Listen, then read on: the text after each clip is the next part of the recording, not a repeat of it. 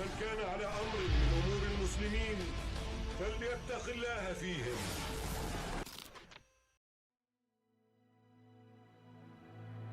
Bagi kaum muslimin yang memiliki kepedulian terhadap jatuh bangunnya kondisi umat ini, tanggal 3 Maret bukan tanggal biasa. Tanggal 3 Maret merupakan tanggal bersejarah karena pada hari itu Allah Ta'ala 101 tahun yang lalu menurut kalender Hijriah, Allah Ta'ala mentakdirkan berlakunya suatu sunnatullah, suatu hukum Allah yang berlaku dalam alam dunia yang fana ini, yang disebut dengan sunnatut tadawul, sunnah pergiliran. Allah Ta'ala berfirman dalam surat Ali Imran 140, wa tilkal ayyamu nudawiluha bainan nas. Demikianlah hari demi hari, masa kejayaan dan keruntuhan, kemenangan dan kekalahan, kami pergilirkan di antara umat manusia agar mereka bisa mengambil pelajaran. Dan 3 Maret 1924 atau 27 Rajab 1342 Hijriah merupakan tanggal di mana Allah Ta'ala mentakdirkan berakhirnya kepemimpinan kaum muslimin atas umat manusia, untuk kemudian Allah takdirkan giliran yang lain.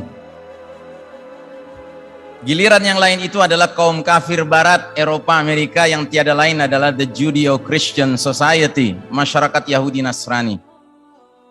Yang karenanya jika kita menggunakan kacamata hadis periodisasi, berarti tanggal itu adalah tanggal terakhir berlakunya babak ketiga perjalanan umat Islam, babak yang kata Nabi merupakan babak kepemimpinan mulkan adhan, raja-raja yang menggigit.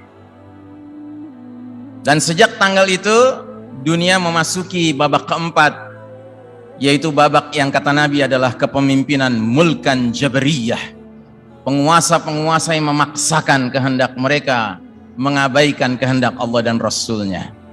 Yang karenanya saudaraku rahimakumullah, kalau kita mau jujur, kita semua ini, saya, Anda, tidak ada satupun yang dikecualikan, merupakan kaum muslimin produk babak keempat. Yang karenanya kita tidak pernah bisa merasakan nikmatnya kepemimpinan mereka-mereka yang sekalipun disebut oleh Nabi sebagai raja-raja menggigit, tetapi mereka masih menjunjung tinggi dua warisan suci umat Islam sebagai sumber nilai, sumber norma dan sumber hukum, yaitu kitabullah was sunnah. Namun setelah tahun 1924 Masehi 1342 Hijriah, Allah Ta'ala mentakdirkan ujian berat bagi umat Islam, karena kemudian dunia ini makin hari dengan cepatnya dipimpin oleh Yahudi Nasrani. Bersamaan dengan itu Allah bukakan pintu-pintu dunia pula untuk mereka. Kecanggihan sains dan teknologi mereka kuasai, sehingga akhirnya semakin hari kita semakin merasakan kebenaran nubuah Nabi kita, di mana yang memimpin memang benar-benar para penguasa-penguasa Jabariyah yang memaksakan kehendak mereka. Nah, saudaraku rahimakumullah, sudah barang tentu kita tidak dibenarkan untuk berpangku tangan dan hanya bersedih hati, duduk di pojok-pojok masjid dan musola, beristighfar dan zikrullah. Itu bukan solusi. Namun yang harus kita sadari adalah bahwa memang ini merupakan sunnatullah. Ini adalah kehendak Allah Ta'ala, yang karenanya kita harus ridha dengan keputusan Allah. Dan itu bukan berarti kita ridha dengan kepemimpinan Yahudi Nasrani, demi Allah, tidak. Karena Allah Ta'ala yang berhak menentukan siapa yang memimpin di muka bumi ini. Allah sudah menyatakan dalam surat Ali Imran 26, Qulillahumma malikal mulki tu'til mulka man tasha' wa tanzi'ul mulka mimman tasha'. Katakanlah, wahai Allah, pemilik segenap kerajaan, kekuasaan, kau berikan kekuasaan siapa yang kau kehendaki, kau cabut kekuasaan dari siapa yang kau kehendaki. 1342 tahun umat Islam memimpin dunia ini. Allah Ta'ala kemudian mentakdirkan, enough is enough, cukup sudah umat Islam memimpin dunia, sekarang giliran yang lain. Allah ingin melihat bagaimana sikap kita ketika yang lain memimpin dunia ini. Adakah kita tetap istiqamah, berpegang teguh kepada kitabullah was sunnah sekalipun tidak dipimpin oleh mereka-mereka yang secara jujur mengumumkan hal itu? Ataukah kita menjadi para pecundang yang menggunakan kaedah if you can't beat them, you join them. Kalau Anda tidak bisa mengalahkan mereka, Anda gabung saja dengan mereka. Sehingga akhirnya bermunculanlah kaum muslimin hari ini yang tetap mengaku muslim, tapi sayang, beribu sayang, kepercayaannya kepada berbagai faham-faham buatan Yahudi Nasrani begitu tingginya, dan tidak kunjung barok berlepas diri dari faham-faham itu. Sehingga bagaimana mungkin umat ini akan mendapatkan pertolongan dan perlindungan dari Allah Ta'ala ketika umat ini lebih percaya kepada ajaran-ajaran faham ideologi yang ditawarkan Yahudi Nasrani daripada ideologi yang ditawarkan Allah Subhanahu wa Ta'ala. Karenanya jelas tegas dalam surat Al-Baqarah 120 Allah Ta'ala berfirman, "Walan tarda 'ankal yahudu walan nasara hatta tattabi'a millatahum." Sekali-kali tidak akan pernah kaum Yahudi dan Nasrani ridha kepada engkau Muhammad dan kepada umatmu Muhammad sebelum engkau dan umatmu mengikuti jalan hidup mereka. Qul inna hudallahi huwal huda. Katakanlah, sesungguhnya petunjuk Allah itulah petunjuk yang benar. Jadi sekalipun Yahudi Nasrani yang sedang memimpin dunia ini, saudaraku rahimakumullah, keyakinan kita bahwa petunjuk Allah itulah yang benar tidak pernah boleh kita kompromikan. Jangan lantaran mereka yang memimpin dunia lalu kita pun tunduk kepada Barat, kita tunduk kepada Yahudi, tunduk kepada Nasrani, tunduk kepada WHO, tunduk pada Bill Gates dan kawan-kawannya, para Yahudi tengik elit global itu.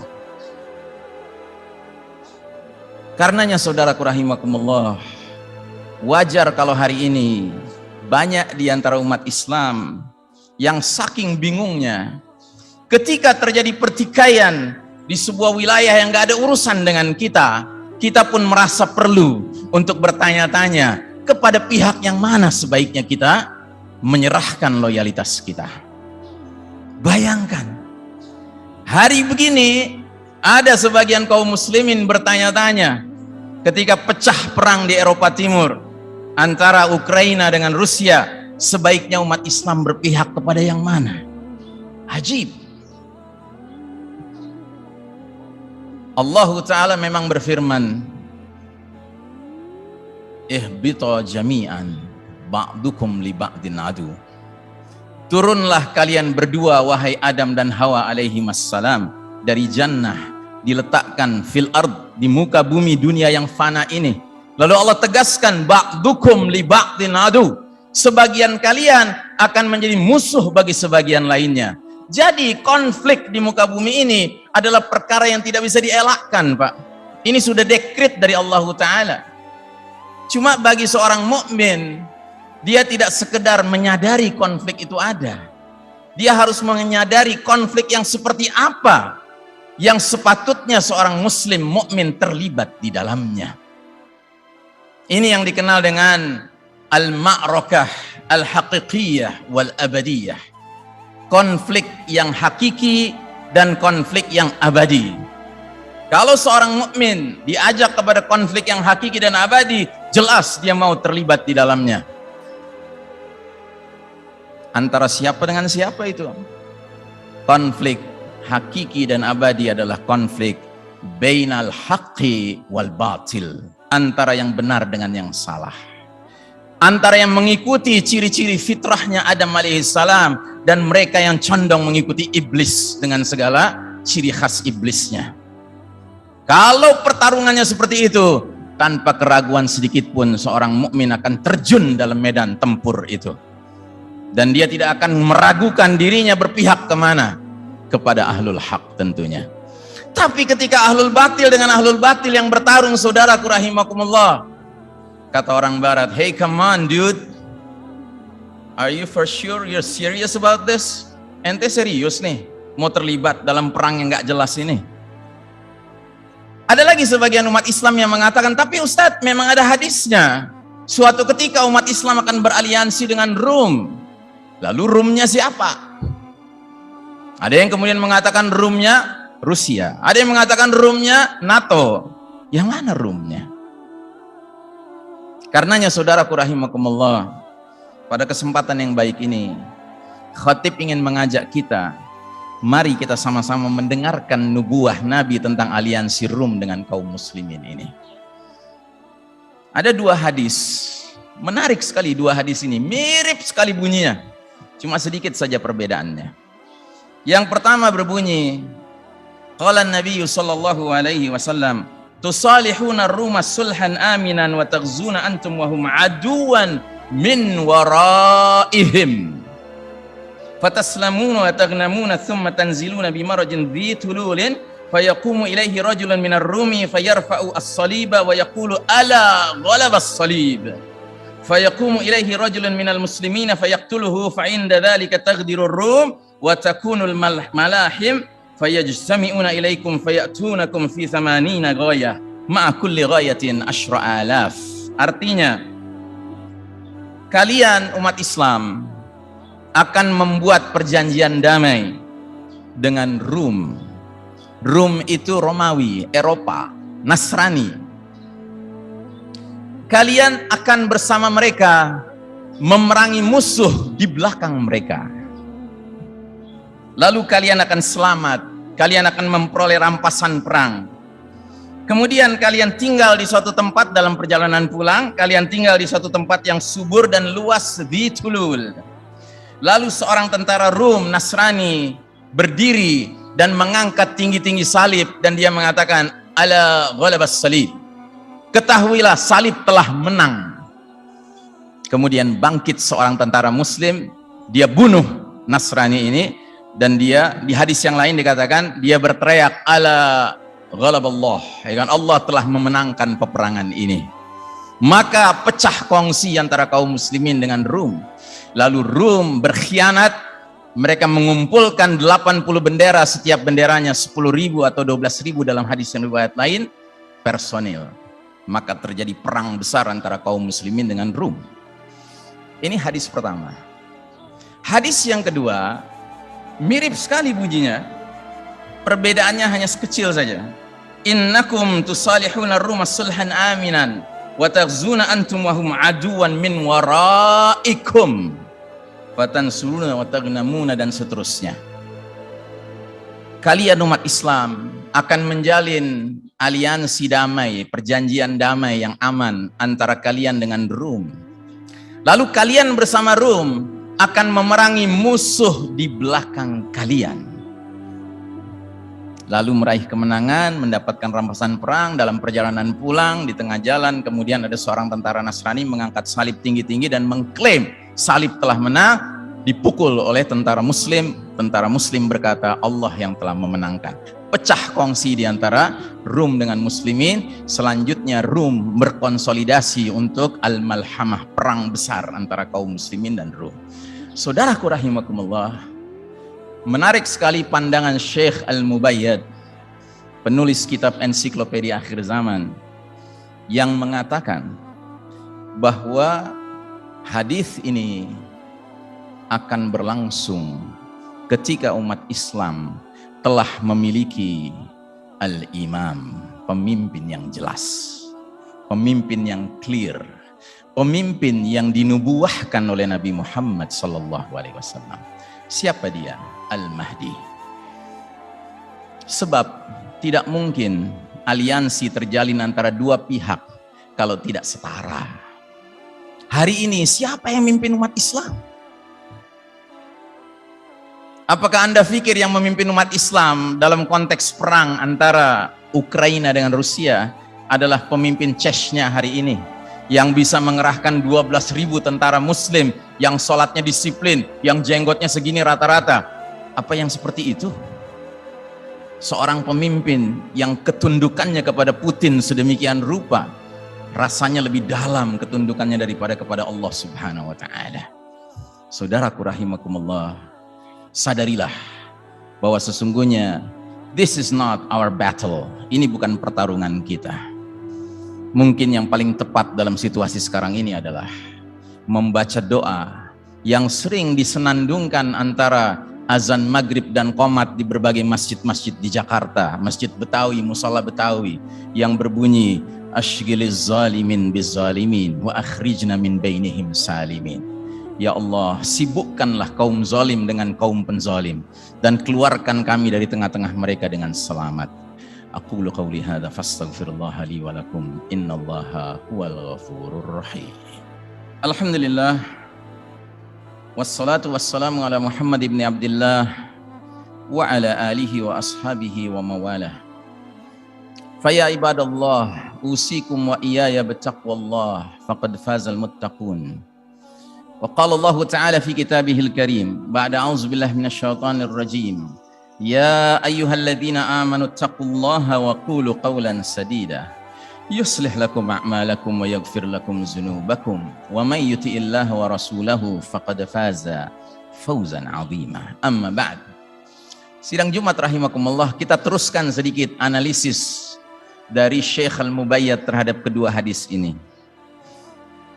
Pertanyaan, mengapa setelah koalisi aliansi muslimin Rum memenangkan peperangan melawan common enemy, musuh bersama, yang satu musuh di belakang Rum, yang satu musuh di belakang kaum muslimin, kenapa kemudian dalam perjalanan pulang seorang tentara Nasrani perlu tiba-tiba mengklaim salib telah menang? Analisa beliau adalah karena rupa-rupanya pada masa tersebut nanti mentalitas imperialis Rum itu belum hilang. Kaum Nasrani ini ternyata masih punya jiwa imperialis, penjajah, yang selalu ingin menggunakan umat Islam untuk kepentingan-kepentingan mereka, tapi begitu sudah selesai kegunaannya, segera mereka mengklaim kemenangan. Itu adalah permainan mereka dari dahulu kala. Dan sayangnya umat Islam tidak kunjung sadar, kecuali umat Islam kelak nanti setelah dipimpin oleh pemimpin yang semestinya, Amirul Mukminin fi akhir zaman. Mereka adalah kumpulan muslimin, mukminin yang sudah banyak sekali mengambil pelajaran sehingga mereka tidak bisa dikadalin lagi oleh siapapun. Dan pertanyaan besarnya sekarang, siapa common enemy yang nantinya akan diperangi oleh aliansi Rum dengan kaum muslimin? Syekh Al-Mubayyad berijtihad, berhipotesa, yang dimaksud dengan musuh di belakang kalian kaum muslimin, musuh di belakang mereka kaum Nasrani Rum adalah Israel, negara Yahudi Israel. Jadi eradikasi, penghapusan negara Israel setidak-tidaknya menurut ijtihad Syekh Al-Mubayyad, penulis kitab ensiklopedia akhir zaman, akan terjadi setelah kaum muslimin dan Rum beraliansi memerangi Israel. Jadi akan ada dua perang di akhir zaman, di mana pohon dan bebatuan akan berbicara memanggil-manggil tentara Islam untuk membunuh tentara Yahudi yang berlindung di balik pohon atau batu itu. Yang pertama, eradikasi negara Israel. Yang kedua, ketika kaum muslimin sudah murni hanya kaum muslimin melawan kaum Yahudi yang langsung dipimpin Dajjal. Yang mana pada peperangan terakhir nanti kaum muslimin mendapat bantuan spesial dari langit, turunnya Isa ibnu Maryam alaihissalam, yang salah satu tugasnya adalah membunuh Dajjal. Saudaraku rahimakumullah, marilah kita bersabar menghadapi dunia ini, dan marilah kita menjadi hamba-hamba Allah beriman yang senantiasa mendahulukan apa yang harus kita dahulukan dan membelakangkan apa yang mesti kita belakangkan. Jangan sibuk mendahulukan perkara-perkara yang hakikatnya nggak ada urusan dengan kita. Dan ini sayang, seribu kali sayang, terjadi pada umat Islam berulang kali dalam berbagai kasus, ya. Kalau itu kasus yang sudah sampai menggunakan peluru, sudah menggunakan alat membunuh, ya. Tetapi kasus yang tidak menggunakan peluru, jadi kalau istilah di barat tuh ada pertarungan pakai bullets dan ada pertarungan pakai ballots, ya. Ballots itu kotak suara. Seringkali umat Islam ketika pertarungan kotak suara pun merasa perlu untuk berpihak kepada salah satunya.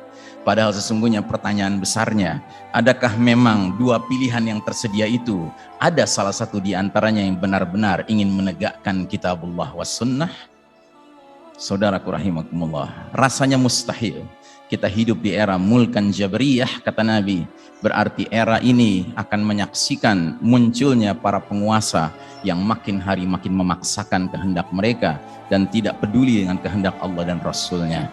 Mudah-mudahan sekali lagi kita termasuk hamba-hamba Allah beriman yang sabar dan istiqamah menjalani era penuh fitnah ini, dan mudah-mudahan Allah Ta'ala memanjangkan umur kita sampai waktunya Allah datangkan sang pemimpin. Kalaupun tidak panjang umur kita, mudah-mudahan kita tetap menjalankan kewajiban kita meneruskan warisan suci ilmu akhir zaman ini kepada anak cucu kita. Karena kalau bukan kita yang berjumpa, mungkin anak kita yang berjumpa. Kalau bukan anak kita yang berjumpa, mungkin cucu kita yang berjumpa. Tapi yang pasti, warisan suci ilmu akhir zaman ini harus kita teruskan kepada generasi selanjutnya, karena sesungguhnya cepat atau lambat babak kelima akan datang, dan babak kelima adalah babak berjayanya kembali Islam dan umat Islam di bawah kepemimpinan Amirul Mukminin fi